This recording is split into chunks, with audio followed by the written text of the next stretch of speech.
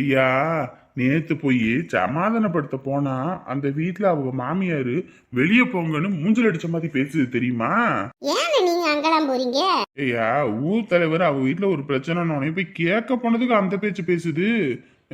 நம்மளாம் இல்லைன்னா அந்த ஆள் ஊர் தலைவர் ஆக்கியிருப்பானா? சொல்லுங்க பாப்போம். இவங்களுக்கு இது தேவைன்னா நம்ம காலை பிடிப்பாங்க, இல்லைன்னா கழுத்தை பிடிச்சி வெளியே தள்ளுவாங்க. அதுவும் சரிதாயா. ஒரு காலத்துல நம்ம கூட ஒண்ணும் மண்ணா தெரிஞ்சுக்கிட்டு இருந்த மனுஷன் இன்னைக்கு தலைவர் பதவி கிடைச்ச உடனேயும் நம்மள எல்லாம் கண்டுகிட்டதா? தயா சொல்றேன், அந்த பதவி இருக்கவும் தானே ஆட்டம் போடுறாங்க. அந்த பதவி வேணும்னா நம்ம கிட்ட வருவாங்க. இந்த இனி பாரு, அடுத்த வாரம் ஒரு வாரம் முழுக்க நம்ம வீட்டையே நம்ம ஊரையும் சுத்தி சுத்தி வருவாங்க. அப்போ மட்டும் நம்ம உதவி தேவை, நம்ம தயவு தேவை. மற்ற டைம்ல நம்மளை பத்தி யோசிக்க கூட மாட்டாங்க. அன்னைக்கு அவங்க வீட்ல தண்ணி கேட்டு போனேன். ஒரு டம்ளர் தண்ணி கொடுங்கன்னு சொன்னதுக்கு பழைய டம்ளர்ல தண்ணி மொண்டு கொடுக்குறாங்கய்யா. என்ன வேணா அப்படியே வந்துட்டு இதா இருக்கிறோம். எனக்கு ஒன்று தண்ணி வேணா ஒண்ணு வேணான்ட்டு நான் பாட்டுக்கு வந்துட்டேன். அது மட்டும் இல்லையா, ஏன் மீன் கடையில அவங்க பையன் மீன் வாங்கினேன். அவன் அந்த பிள்ளைக்கு வாங்கி கொடுத்துருப்பான நமக்கு என்ன தெரியும்? அது நீ என்ன மீனை மாத்தி கொடுத்துட்ட வச்சிடன்னு சொல்லி என்னையும் வச்சு பார்க்காம பேசுறாங்க தெரியுமா? பழச மறந்துட்டாங்க. ஒரு காலத்துல காசு பணம் எல்லாம் இல்லாத போது நம்ம கிட்ட தயவு நாடிக்கிட்டு இருந்தாங்க. காசு வரவும் அவங்க யாரையுமே மதிக்கிறது இல்லையா? அன்னைக்கு பஞ்சாயத்துல வச்சு அத்தனை ஆம்பளைங்க இருக்கும் போதே மதிக்காம பேசுறாங்களே. இங்க பாருங்கய்யா, இதெல்லாம் விடக்கூடாது. இந்த தடவைலாம் அவரை ஜெயிக்கவே விடக்கூடாது.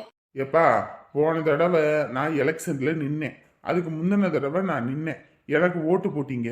நான் என்ன உங்க வரி பணத்தை சுரண்டி தின்னனா? ஒன்றும் கிடையாது. உங்களுக்கு எல்லாம் தானே செஞ்சேன். இப்போ வரைக்கும் சாதாரண ஓட்டு வீட்டில் தான் நான் இருக்கேன். அப்போ அப்படித்தான், இப்பயும் அப்படித்தான் இருக்கேன். ஆனா இந்த அழகு தலைவர் பதவிக்கு வர்றதுக்கு முன்னாடி கூரை வீட்டில் இருந்தான். அடுத்த வருஷமே இடம் வாங்கினான். அதுக்கப்புறம் வீட்டை கட்டுனான். அதுக்கப்புறம் ஊர் முழுக்க பாதி இடத்த வளைச்சு போட்டான். இப்ப ஒரு ஊரே உக்காந்து திங்கிற அளவுக்கான பணத்துல அவன் பையனுக்கு கோடி கணக்கில் செலவு பண்ணி இவ்வளவு பிரம்மாண்டமா கல்யாணத்தை பண்ணியிருக்கான். அப்படின்னும் போது இந்த பணம் எல்லாம் எங்க இருந்தியா வந்துச்சு? நமக்கு செய்யணும்னு கொடுத்த பணத்தை எடுத்து இவன் பாட்டுக்கு தண்ணி மாதிரி செலவழிச்சுக்கிட்டு இருக்கான் அவன் குடும்பத்துக்கு. இந்த தடவை எல்லாம் அவனுக்கு ஓட்டு போடாதீங்க. எனக்கு ஓட்டு போட்டிருந்தா நான் செஞ்சிருப்பேன்ல. இந்நேரத்துக்கு எல்லாரோட நிலைமையும் மாறி இருக்கும்ல. ஆமாண்ணே, சரி நம்மள ஒருத்தரா இருக்காரு, சரி நல்லது செய்வாருன்னு தான் போட்டோம். இப்படி பண்ணுவாருன்னா நம்ம நினைச்சோம். இந்த தடவை எனக்கு போடுங்க, நமக்கும் நான் ஜெயிச்சு மறுபடியும் பழையபடி உங்களுக்கு செய்யறேன். ஆமாய்யா, இதுக்கப்புறமா அந்த குடும்பத்தையே வாழ வச்சோன்னு வைங்களே, அவங்க மொத்த ஊரையும் வளைச்சு போட்டுருவாங்க. அதுக்கப்புறம் நம்ம கஷ்டப்பட்டுக்கிட்டு தான் நடக்கணும். வீடு வாசலே இல்லாம இருந்தாங்க. இப்ப வெளியூர்ல போய் 10 வீடு பக்கம் கட்டி விட்டுருக்காங்க வாடகைக்கு. வாடகை பணமே ஒரு அமௌண்ட் வருது தெரியுங்களா? நம்மலாம் போனோம்னு வைங்களே, காசே இல்லைன்னு பஞ்சப்பாட்டு பாடுவாங்க. ஒரு டீ கூட வாங்கி தர மாட்டாரு. ஆனா இன்னைக்கு பையனுக்கு மட்டும் எப்படி இம்புட்டி செலவு பண்ணி பண்றாங்க? அதுவும் சரிதான். இந்த தடவை ஊர்க்காரங்க எல்லாரும் முடிவு பண்ணி உங்களுக்கே ஓட்டு போடுறான், சரிங்களா? நான் ஊர் தலைவரா இருக்க வரைக்கும் நம்ம ஊருக்காகவும் எவ்வளோ செஞ்சிருக்கேன். கோயில் திருவிழா வரக்கட்டும், எதுவா இருந்தாலும் சரி 3 நாள் தொடர்ந்து அன்னதானம் போட்டேன். ஆனா இந்த ஆள் தலைவராக வந்தோடனையும் ஒரு நாள் தான் அன்னதானம் போட்டான். அதுலயும் வீட்டுக்கு எம்புட்டு வரி வாங்குறது? நான் இருக்கிற வரைக்கும் எப்படி வரி வாங்கினது சொல்லுங்க பாப்போம். அதுவும் இல்லாம இப்போ இந்த ஏழை விட்டு பிள்ளையை கல்யாணம் பண்ணதுமே ஒரு நாடகம் தான் ஐயா. ஐயா, இப்ப உங்க பையனுக்கு இப்படி நம்ம கல்யாணம் பண்ணி வச்சோம்னா நாளை பின்ன இதுவே நமக்கு ஓட்டா மாறும். பரவாயில்ல, நம்ம தலைவர் பழச மறக்காதவரை இருக்காரு இப்படின்னு சொல்லி ஓட்டு விழுகணும் தான் இந்த வேலையை பார்த்திருக்கான். இந்த தடவை நம்ம ஓட்டை எனக்கு போடுங்க, நம்ம ஊரை மாத்தி காட்டுறேன். அங்கிருந்து வந்தது தொண்டையெல்லாம் வறண்டு போகுது, பசி வேற எடுக்குது. சரி, இங்கே கொஞ்ச நேரம் தண்ணியை குடிச்சிட்டு அப்படியே உட்காருவோம். அதுக்கப்புறம் ஏதாவது ஒன்று பண்ணுவோம்.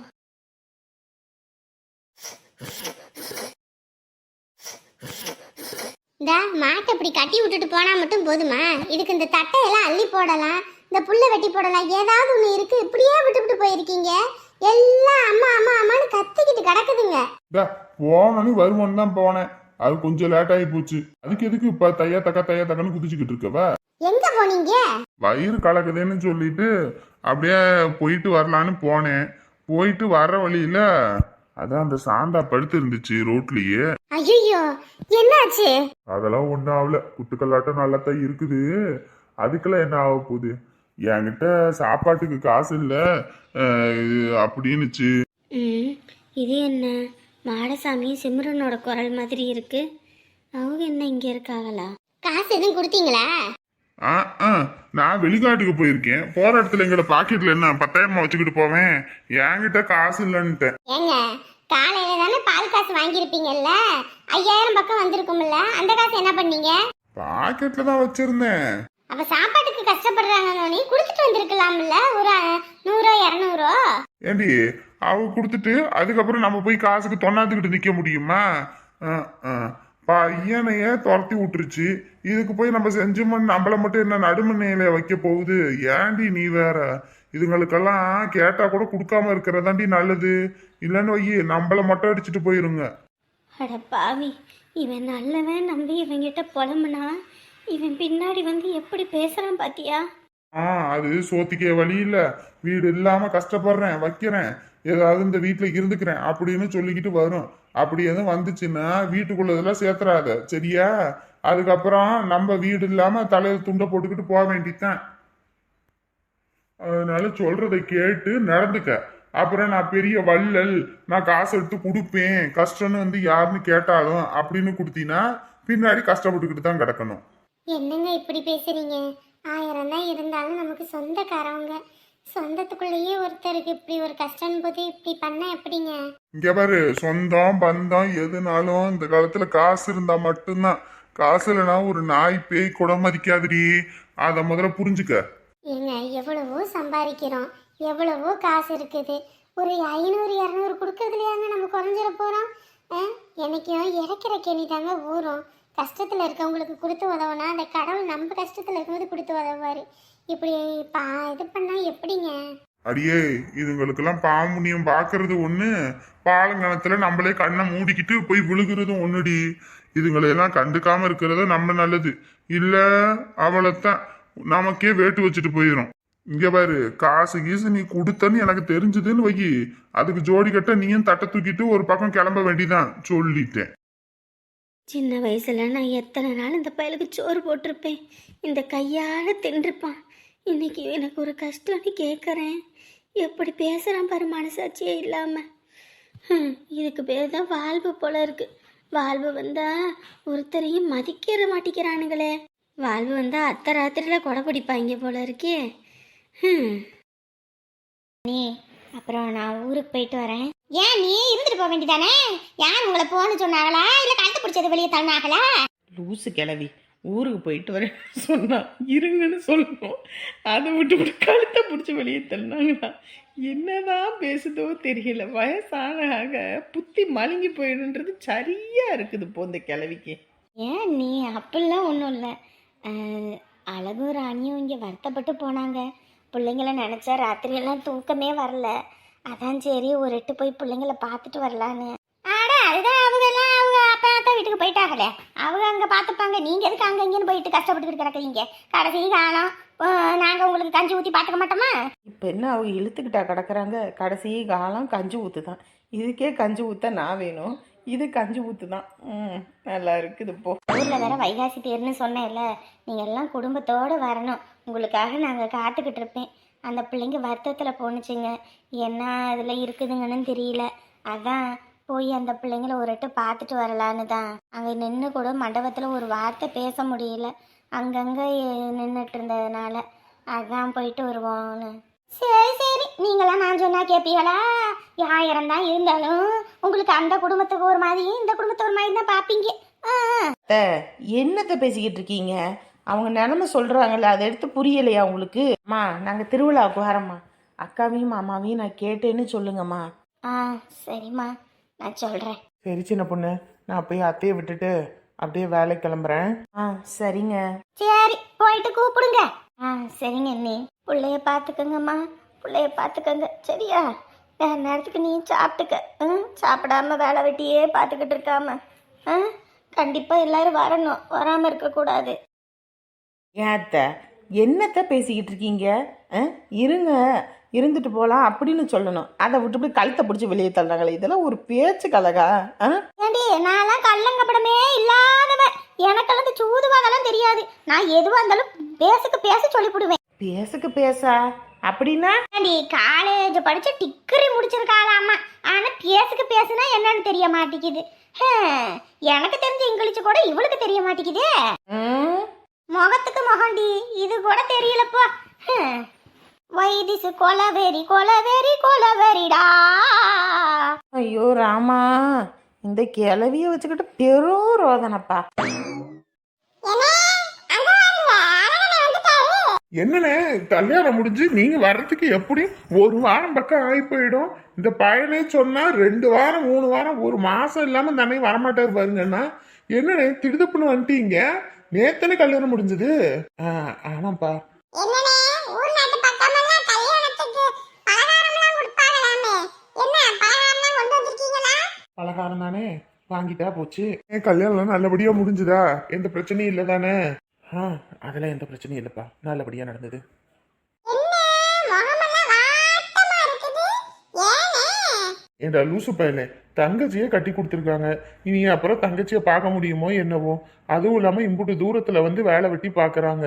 அவங்கள நினைச்சு வருத்தம் இருக்காதா? பைத்தியக்காரா பைத்தியக்காரா. ஏனே முன்ன பின்ன செத்தாதானே சுடுகாடு தெரியும். முன்ன பின்ன கல்யாணம் பண்ணி வந்திருந்தானே இதெல்லாம் தெரியும். நம்ம யார் கல்யாணத்துக்கு போனா இல்ல நம்ம தான் யார கல்யாணம் பண்ணணும்? ஓய் நம்ப இல்ல நீ, சரியா? சரி விடுங்க. 2 நாள் 3 நாள் இருந்துட்டு வந்திருக்கலாம்லண்ணே. கல்யாண வேலையில அலைச்சல் இருக்கும்ல. இல்லப்பா நீங்க தான் சொன்னீங்க வேலையில லீவ் போடக்கூடாது அப்படின்னு. அதான் கேட்டுச்சாடா? அதானே, இதெல்லாம் உன் காதுல கேட்காது, மத்த எல்லாம் கேட்கும்ல. கேட்க வேண்டிய விஷயத்தை கேட்டுக்கணும். கேட்கக்கூடாத விஷயத்தை கேட்கக்கூடாது, பார்க்கக்கூடாது, பேசவும் கூடாது. வேலைன்னா மட்டும் ஐயாவுக்கு காது கேட்காது. இப்படி ஒரு சின்சியர் சிகாமணி நம்ம கூட இருந்தா நம்ம பொழப்பு நாடிடுமே. சரி வாங்கண்ணே ஏங்க போலாம். சரிப்பா. ஊர்ல எல்லாம் மழையானே? ஆமாப்பா 2 நாள் மழை பெஞ்சுது, அதுக்கப்புறம் வெயில் தான். இங்க இல்லனே, ஒரு நாள் வரும் ஒரு நாள் வராது, ஒரு நாள் வரும் ஒரு நாள் வராது.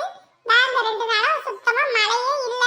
இன்னைக்கு தான் பொழப்ப போய் பாப்போம் அப்படின்னு அண்ணன் கூப்பிட்டுச்சு.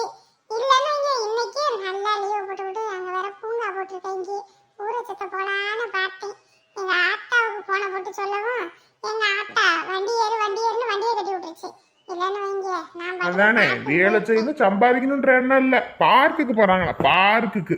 என்னனே தும்முனீங்களா? உண்மையில உன்னை கழுவி ஊத்துனேன். இதெல்லாம் அரசியல்ல சாதாரணமாப்பா. வண்டி எடுங்க வண்டி எடுங்க. சொல்லு மாமுதா, எப்படி இருக்கீங்க? நான் உங்களை கேட்கணும், நீங்கள் எங்களை கேட்குறீங்களா? இருக்கோம் நீ. சாப்பிட்டீங்களா? சாப்பிட்டேன் நீ. மாத்திரை வேற போடணும்ல, அதனால சாப்பிட்டேன். அண்ணன் என்ன பண்ணுது? நீங்கள் சாப்பிட்டீங்களா? புள்ள எல்லாம் என்ன பண்ணுறாங்க? உங்கள் அண்ணன் வேலைக்கு கிளம்பி போயிட்டாருமா. வேலைக்கு போயிட்டாரா? ஏன் நீ நேற்றே அங்கே அம்புட்டு கஷ்டத்தில் இருந்துச்சு, இன்னைக்கு வீட்டில் இருந்து கொஞ்சமாவது ரெஸ்ட் எடுத்துருக்கலாம்ல? அடையேம்மா, அண்ணன் தான் இன்னைக்கு வேலைக்கு போகட்டுமா? வீட்டில் இருந்தாருன்னா அதையே யோசிச்சுக்கிட்டு மாப்பிள்ளை மனசு கஷ்டமாக இருக்கும்.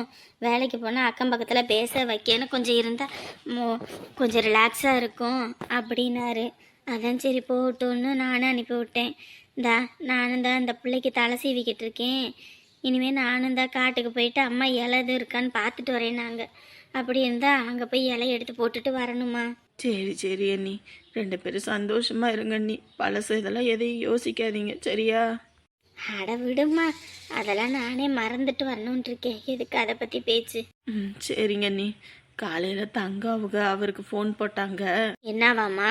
காலையிலே ஒரு பக்கம் விடியுதோ விடியலையோ போன போட்டு வீட்டை காலி பண்ண, இல்லைன்னா பாத்திரம் மண்டதை தூக்கி வீசுவேனாங்க. அட கடவுளே, அப்படி ஆகி போச்சா? எல்லாம் எங்களால் தானம்மா. இல்லை நீ, நாங்கள் பஸ்ஸில் வரும்போதே அவர் சொன்னார். நான் வேற இன்னைக்கு அதை எதிர்த்து பேசிட்டேன். நாளைக்கு ஃபோன் போட்டு வீட்டை காலி பண்ண சொல்லுவாங்க, இல்லையா வீட்டுக்கே வந்து பாத்திரத்தில் தூக்கி வெளியே வீசுவாங்க. இது நடக்கும், அதனால் எதுக்குமே நம்ம தயாராக இருந்துக்கணும் அப்படின்னாரு. நான் வந்து வீடெல்லாம் பார்த்துட்றேன் அப்படின்னாரு. இவங்க வந்து நீ உடனே காலி பண்ணணும் அப்படின்னாங்க. இவர் வந்துட்டு உடனேலாம் என்னால் காலி பண்ண முடியாது, நீ உடனே காலி பண்ணி தான் ஆகணும் அப்படின்னதுக்கு இவர் சொல்லிட்டாரு, இப்படிலாம் அதிகாரம் பண்ணிக்கிட்டு இருந்தீங்கன்னா நான் போலீஸ் ஸ்டேஷன் போய் கம்ப்ளைண்ட் கொடுத்துருவேன், அதுவும் இல்லாமல் வாடகைக்கு இருக்கவங்களும் உடனே காலி பண்ண சொல்லக்கூடாது அப்படி இப்படின்னு இவர் மிரட்டி விட்டாரு. உடனே அதுக்கப்புறம் வந்துட்டு சரி 1 வாரம் டைமு, அதுக்குள்ளே நீ காலி பண்ணி ஆகணும் அப்படின்ட்டாங்க. அட கடவுளே, இம்புட்டு தூரம் ஆகி போச்சா? அந்த குடும்பத்தை நிம்மதியாக இருந்துச்சு. நம்மளால பாரு அவங்களுக்கு எம்பிட்டு கஷ்டம்னு. இல்லை நீ, இவங்களா யாரும் அதை பற்றி ஒரு வார்த்தை கூட பேசலை. நல்லவங்களா இருக்க போக பரவாயில்ல, இன்னும் கொஞ்சம் குடைச்சல் கொடுக்குறவங்களா இருந்திருந்தா இன்னைக்கு என்ன நடந்திருக்கும்? அதான் நீ, எந்த சாமி புண்ணியமோ இந்நேரத்துக்கு அந்த ஆறுமுகமாக இருந்திருந்தா கூட என்னை அடித்து தொலைச்சி என்னை கொண்டே போட்டிருப்பான். ஆனால் இந்த மனுஷன் ஒரு வார்த்தை கூட என்னை அந்த மாதிரி பேசலை. நீ நேற்று வந்ததுலேருந்து நீ எதை பற்றி கவலைப்படாத, நம்ம இருக்கோம், நம்ம மச்சானை பார்த்துக்கலாம் வச்சுக்கலாம் அம்புட்டு தூரம் சொல்கிறாரு.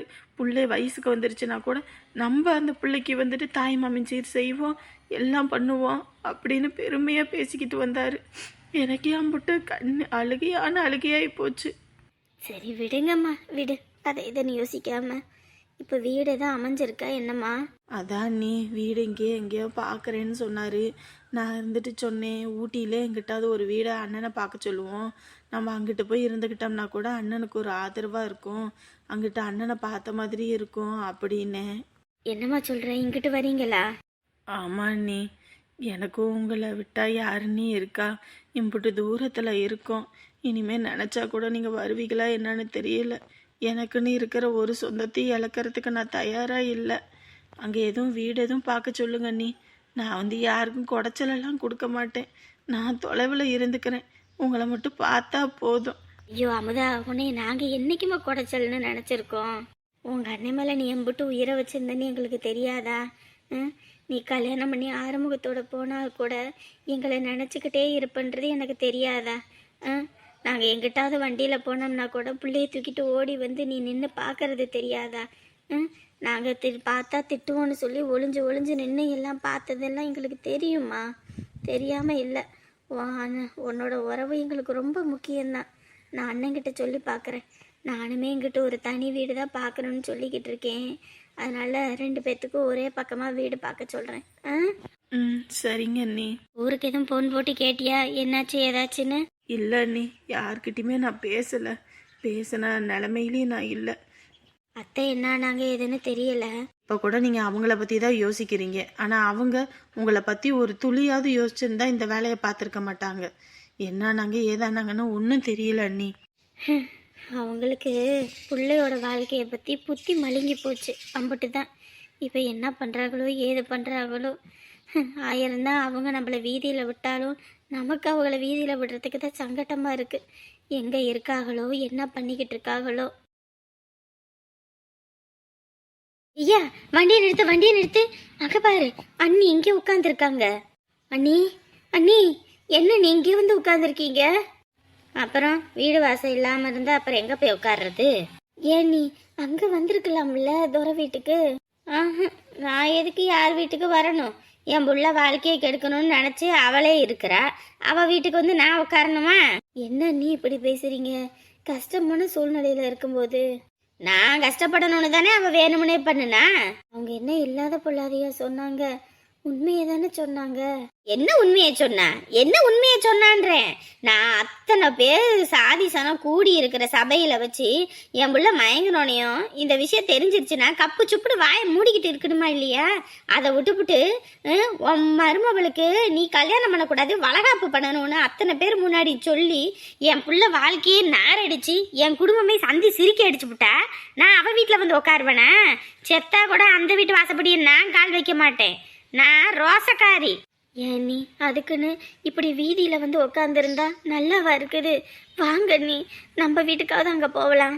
நீயும் அப்படித்தானே, எல்லாரும் அப்படித்தானே எனக்கு தெரியும் சாமி. என் புள்ள நல்லாவே இருக்கக்கூடாது அப்படித்தானே எல்லாரும் கங்கணம் கட்டிக்கிட்டு இருந்தீங்க. நான் எப்போ அப்படி கங்கணம் கட்டிக்கிட்டு இருந்தேன்? முதல்ல விசேஷத்துக்கு உன் கையால் எடுத்து வச்சேன், அன்னைக்கு அழுகுனுச்சு. அப்பயே நான் சுதாரிச்சிருக்கணும். என்ன நீ பேசுறீங்க? 1000 தான் இருந்தாலும் உமா என் பிள்ளையும் கூடவா? நீங்கள் இம்பிட்டு சொத்து இம்பிட்டு வீடெல்லாம் அவங்களுக்கு எழுதி வைக்கிறீங்கன்னு தெரிஞ்சப்ப அம்பிட்டு கோவம் எனக்கு. அப்போ கூட நான் உங்ககிட்ட கோவமாக ஒரு வார்த்தை கூட பேசலையா? நீ என்னையே பார்த்து இப்படி சொல்கிறீங்க? ஏம்மா போதும்மா, உங்கள் ரீலெல்லாம் அந்து போச்சு. தயவு செஞ்சு போ, நான் என் பொழப்ப பார்த்துக்கிறேன். ஏன் நீ அதுக்குன்னு இப்படி ரோடாக வந்து உட்காந்துருக்குது நல்லாவா இருக்குது? வாங்க நீ, நான் ஊருக்கு தான் போகிறேன். ஊட்டிக்கு போய் அழகோடையாவது உங்களை சேர்த்து விடுறேன். அங்கேயாவது போய் இருங்க, இங்கே இருக்க வேணாம். நீ என் பொழப்ப எனக்கு பார்த்துக்க தெரியும். யாரோட தயவு தாட்சணையும் எனக்கு தேவை கிடையாது. அத்தை வண்டியில இருங்க, நம்ம போவோம். மணி ஆயிடுச்சு. நான் கூப்பிட்றால உன் மருமகன், கிளம்பி போ. என்னையா இப்படி பண்ணுறாங்க?